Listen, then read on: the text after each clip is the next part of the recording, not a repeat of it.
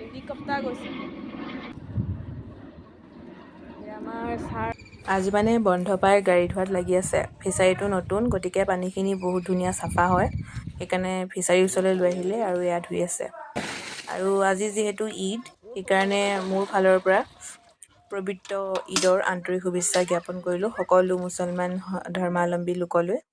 আৰু মণিকাই পানী টেষ্ট কৰিছে দেই, আৰু দুইজনীয়ে হাতত কটাৰী লৈ কি বুটলিম দেখুৱাম। আৰু এয়া দেখিছেনে, কয়লা কচু বুটলাত লাগি আছে। মই বোলো তাৰ বুটলি ঠাইত মই অকণমান বহোঁ। আজি বহুত বেছি গৰম, ৰ'দটো চোকা, গতিকে আজি কচু তৰকাৰী খাব মন গ'ল। আমি কচু বুটলি আছোঁ।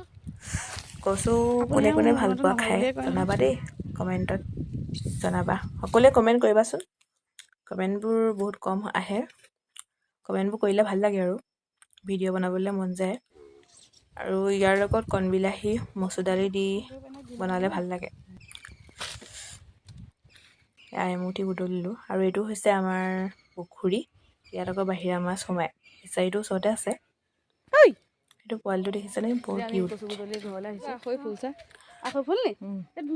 আৰু আমি এতিয়া আহিলোঁ নতুন বাৰীলৈ। নতুন বাৰীত এয়া কণবিলাহী লাগি আছে, বোলো কেইটামান ছিঙি লওঁ।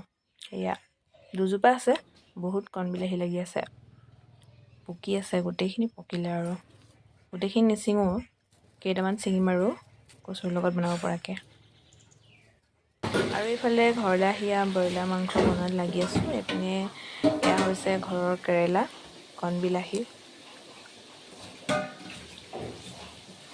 এয়াই আৰু আজি দুপৰীয়া সাঁজ এনেদৰেই হ'ব আৰু। তোমালোকে কোনে কেনেদৰে খাইছা জনাবা দেই।